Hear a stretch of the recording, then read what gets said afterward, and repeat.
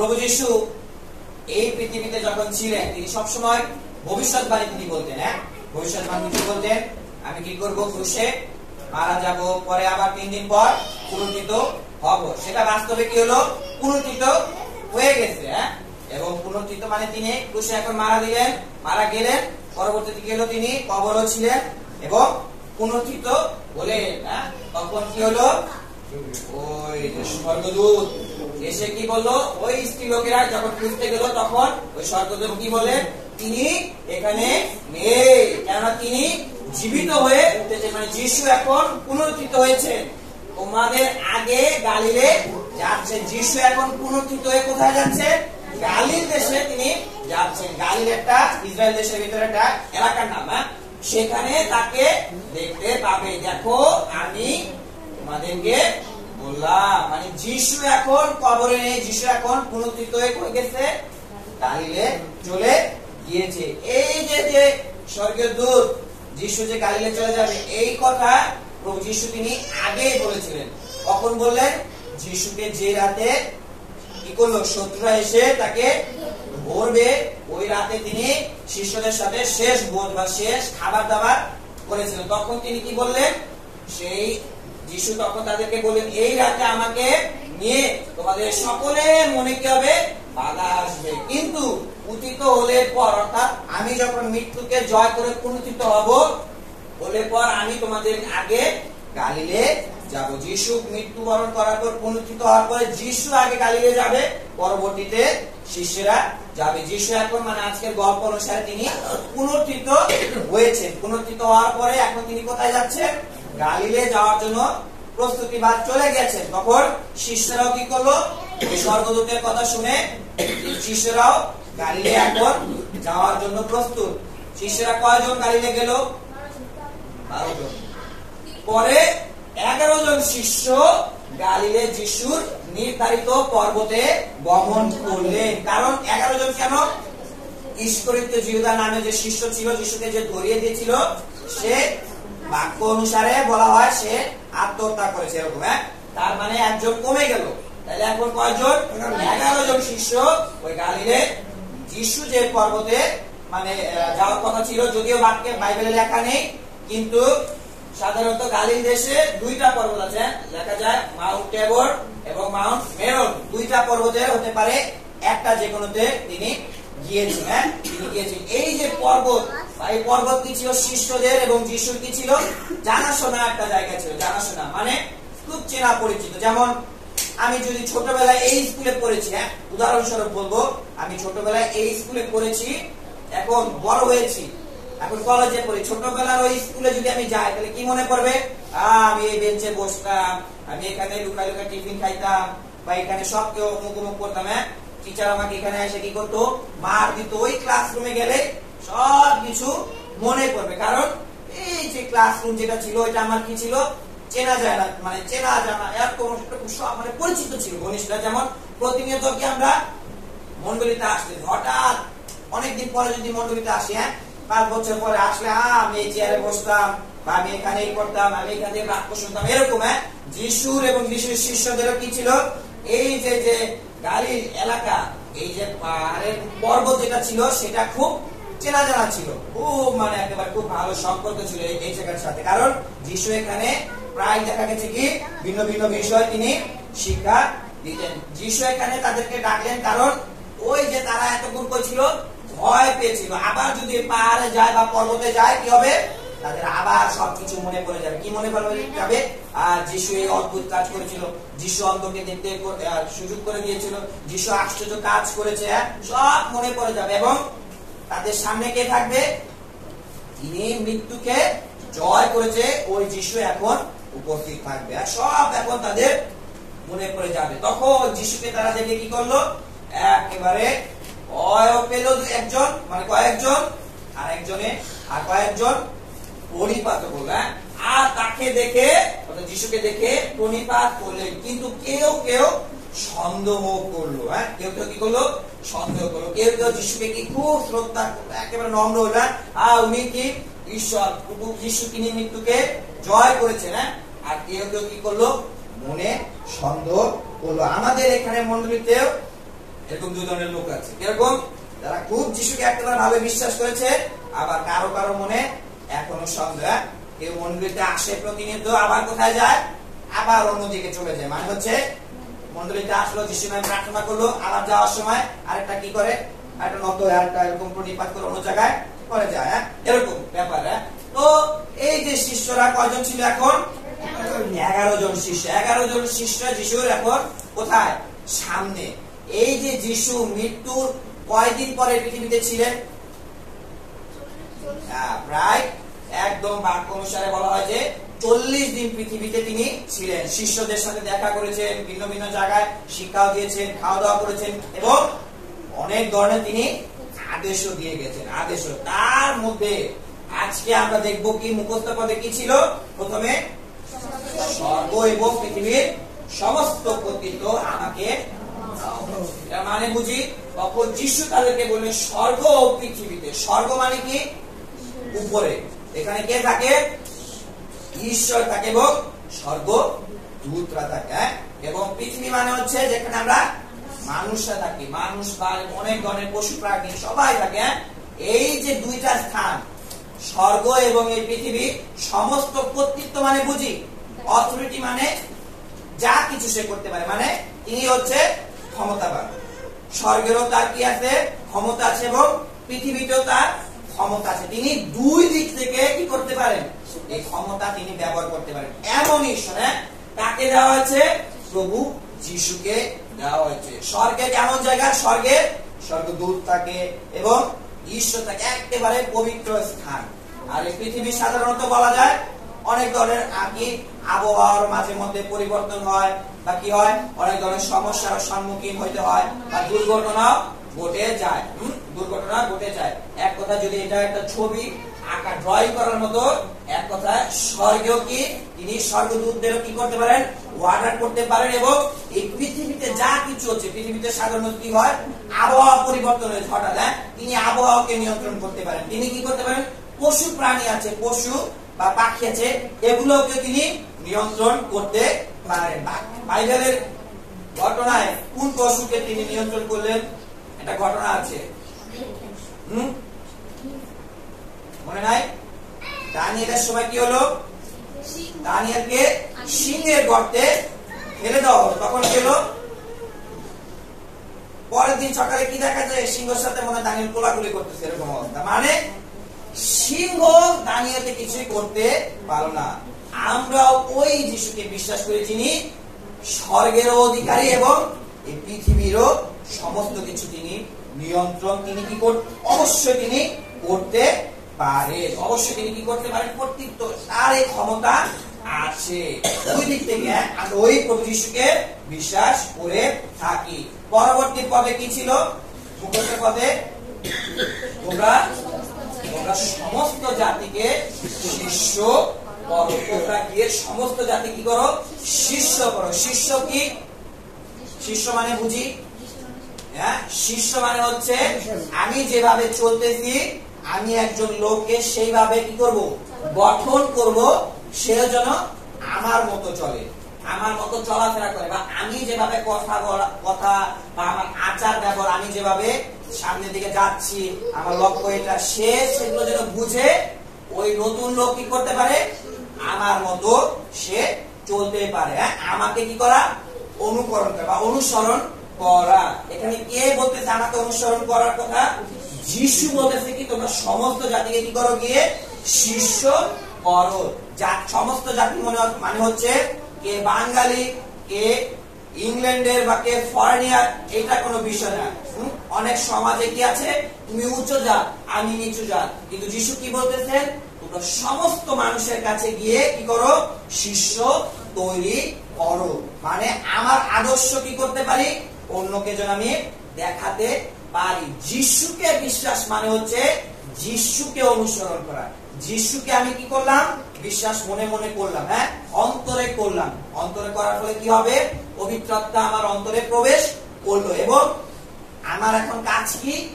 যিশু যে যে কাজ করে গিয়েছে, বা যিশু যেভাবে বাক্য অনুসারে বলে গিয়েছে, সেটা নিজে পালন করে এই আদর্শ কাকে দেখাতে পারি?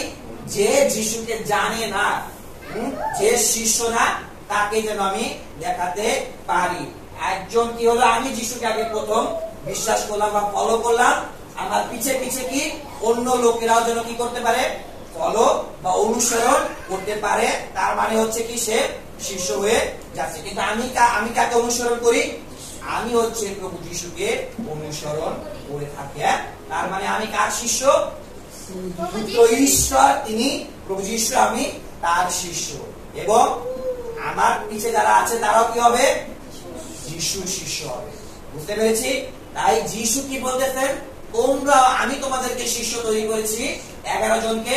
এখন 11 জনকে কি দায়িত্ব দিয়েছে? তোমরাও গিয়ে কি করো, অন্যদেরকে আমার মতো আমি যেসব কাজ করে গেছি, শিষ্য তৈরি করেছি, তোমরাও গিয়ে কি করো, শিষ্য তৈরি করো। পরবর্তীতে কি ছিল? বাপ্তিস্ম দাও। বাপ্তিস্ম মানে বুঝি পিতা ও পুত্রের ও পবিত্র আত্মার নামে তাদেরকে কি দাও? বাপ্তিস্ম দেওয়া। আমরা কোন ঈশ্বরকে বিশ্বাস করি? পিতা, পুত্র, পবিত্রতা, ঈশ্বর এক ঈশ্বর, কিন্তু ব্যক্তিত্ব আলাদা আছে। আমরা ওই পিতা, পুত্র, পবিত্র আত্মা ওই ঈশ্বরের নামে কি করি? আমরা বাপ্তিস্ম দিয়ে থাকি। বাপ্তিস্ম মানে কি? আমি মারা গিয়েছি। এটা আসলে কি একটা ছবি, এটা ডুব দেওয়ার মতো। প্রথমে আমি জীবিত ছিলাম, এখন কি হলো, বাপ্তিস্ম দেওয়া হলো মানে আমি একটা ডুব দিলাম। পুকুরে কি হলো, আমাকে একটা ডুব দেওয়া হলো মানে আমি মারা গেলাম এবং আবার যখন ডুব দিয়ে উপরে উঠলাম, তার মানে আমি নতুন ভাবে জীবন যাপন এখন করার জন্য প্রস্তুত। বাপ্তিস্ম মানে হচ্ছে, এই বাপ্তিস্ম আসলে কারা নেয়? যারা প্রকৃতভাবে যিশুকে বিশ্বাস করেছে। সমাজে যে যাই বলুক না কেন, আমি যিশুকে বিশ্বাস করেছি, আমার আত্মীয় যে যা বলুক, পাড়া প্রতিবেশী যে যা বলুক, আমি আর কি করবো না, অন্য কারো কাছে মাথা নত করবো না, অন্য মূর্তির কাছে, অন্য দেবতার কাছে, অন্য কিছুর কাছে আর মাথা নত করবো না। এইটা যখন হৃদয়ে বিশ্বাস করলাম, তখন কি করি? মণ্ডলীর সম্মুখে, মানে সবার সম্মুখে এই বাপ্তিস্ম আমি গ্রহণ করে থাকি। এটা হচ্ছে একটা বিশ্বাসের সাইন বা বিশ্বাসের একটা প্রতীক। মানে হচ্ছে, হ্যাঁ, আমি শুধুমাত্র এখন যিশুকে বিশ্বাস করেছি, শুধুমাত্র যিশুকে অনুসরণ করব, আমি তার শিষ্য হয়েছি। তখন আমরা কি করতে পারি? বাপ্তিস্ম নিতে পারি। বাপ্তিস্ম নেওয়ার যেটা সাইন বা একটা প্রতীক, যিশুকে প্রকাশ্যে আমি বিশ্বাস করলাম সবার সম্মুখে। এদিকে যাওয়ার হোক, এদিকে যাওয়ার হোক, পরিবার যা বলার বলুক, এদিকে যাওয়ার হোক, কিন্তু আমি যিশুকে অনুসরণ করে চলবো। এটা হচ্ছে যখন এটা একটা প্রতীক হিসেবে বাপ্তিস্ম দেওয়া হয়। আমাদের মণ্ডলীতে পরবর্তীতে বাপ্তিস্ম চাইলে পরবর্তীতে সামনের দিকে দেওয়া হবে। এবং পরবর্তীতে কি শিক্ষা ছিল? আমি তোমাদেরকে যা যা আদেশ করছি সেসব পালন করতে তাদেরকে শিক্ষা দাও। তাদেরকে শিক্ষা দিব এখন অবিশ্বাসীদের, যে যিশুকে কি করেছে অনুসরণ করার জন্য আমার আদর্শ বা আমার কথাবার্তা সমস্ত কিছু দিক থেকে কি যিশুকে অনুসরণ করার জন্য প্রস্তুত। তখন আমি কি করব? তাকে যিশুর বিষয় শিক্ষা দিব। সেসব বিষয় কি কোথায় লেখা আছে? পবিত্র বাইবেলে আছে। মানে হচ্ছে পবিত্র বাক্যে যা কিছু আছে, পবিত্র বাক্যে ঈশ্বরের কি আছে?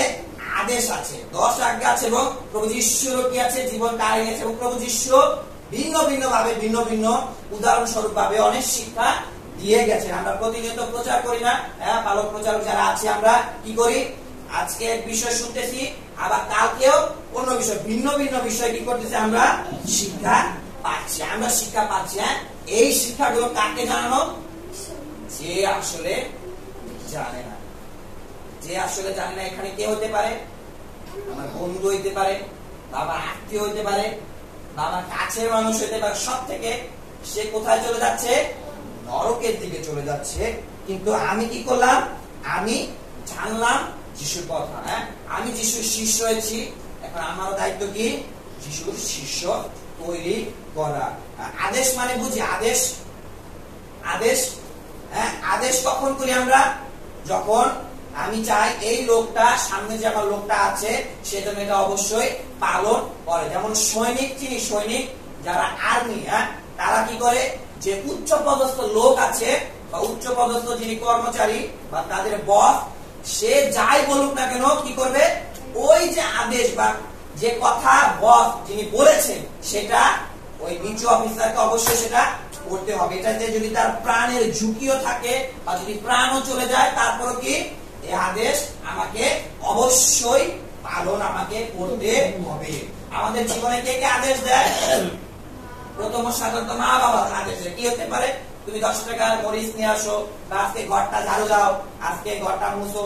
যদি আমি ভালোই পালন করি তাহলে কি হয়? মা আমাকে ভালো ভালো ভালো শুনতে। আর যদি আদেশ যদি পালন না করে তাহলে কি করে? হ্যাঁ, অন্যরকম ভাবে শিক্ষা দিয়ে থাকে। তারপরে আমাদের জীবনে আর কি আদেশ দেয়? স্কুল বা কলেজে আদেশ দেয়। কি কলেজে আদেশ দেয়? টিচার সাধারণত তুমি হোমওয়ার্কটা করে আসো, যদি না করো তাহলে কি করব? তোমাকে আমি মার দিব। তারপরে পরীক্ষায় পাস করো, তাহলে কি হবে? তোমার জন্য ভালো পুরস্কার আছে। স্কুল কলেজ থেকে আমাদের আদেশ দেয় না। আবার কারা আদেশ পাই আমরা?